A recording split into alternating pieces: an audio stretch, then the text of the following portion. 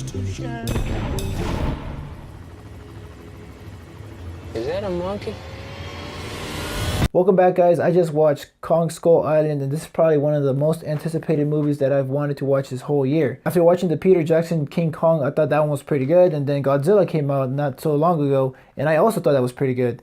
So with those two being good, I thought maybe this one will be really good as well. But honestly, I'm gonna say it was alright. Now hear me out. I came to see this movie because of King Kong. I wanted to see King Kong destroy things and kick some ass, which he does. And when he does, it is freaking entertaining. And if I was gonna rate the movie just on that fact right there, this movie will probably be near to being perfect. And the movie will be super short. But this movie is filled with a bunch of likable actors like Tom Hiddleston, John Goodman, John C. Reilly, Brie Larson, and Samuel L. Jackson. And after hearing that cast, I'm like, oh man, this is gonna be a good movie. But they are given a script that really doesn't work for their performances. It just makes them look like a bunch of random explorers stranded on an island. The whole time in the movie, like, these characters really didn't show any depth to them, or I really didn't see myself connecting with any of them, to be honest. A lot of the dialogue in the movie was alright, but then it came crashing down whenever they try to do a joke or a punchline, and most of those punchlines landed only 50-50 with me, because most of the time I was just like, why did you throw in a random joke? And I know this because a lot of the people in the theater were silent when they tried to deliver these punchlines. That's how I knew I wasn't the only person in the theater that didn't think it was funny. There weren't that many quotes in the movie that I could say it was memorable. If I could remember one quote in particular, it was from Samuel L. Jackson, which he literally says, "Bitch, please." And that was like the freaking funniest thing throughout the whole movie.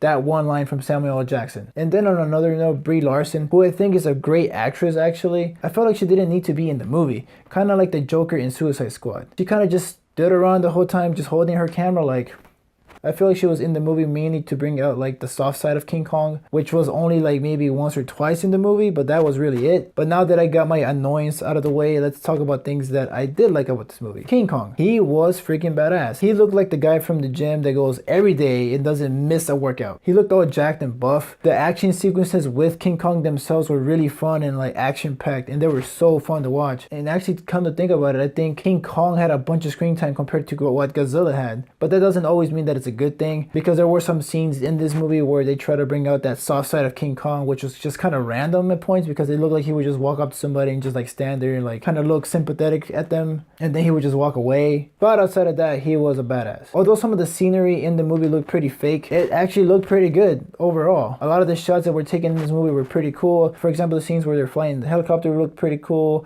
or like the overshot of the island itself looked pretty badass, or like the shots from King Kong looked awesome when he was like just standing out there. You can actually see how tall this guy was. And also in Skull Island, the creatures that they do show us are pretty interesting and fun to watch whenever they do come on screen. And also I like that this was after the Vietnam War, because it does give us that 1970s feel, and also they use some of the music from that time to make sure that we know we're in that time period. Although in the end of the movie, I kind of felt like the big battle was kind of like the one that we had in Peter Jackson's movie where he fights like the two dinosaurs. It was kind of like that, except in Peter Jackson's version it was like, I think it's somewhere in the middle of the movie, but in this case it was like towards the end. But it was pretty badass because it looked like he was wrestling this creature, which was so fun to watch. But in the end, guys, the movie looked pretty good. King Kong was the best thing about this movie, of course. The characters didn't add much to the story because they were just kind of bland and we didn't really get a lot of backstory from them. For example, Tom Hiddleston's character kind of came off mysterious to me because there was a lot of things that he could do, but there was no explanation to how he knew how to do those things. Also, Samuel L. Jackson's performance really didn't work with the script he was given, because he seemed kind of like PG compared to how he performs in other movies. Like, the level of intensity from Samuel L. Jackson in this movie was pretty low compared to what he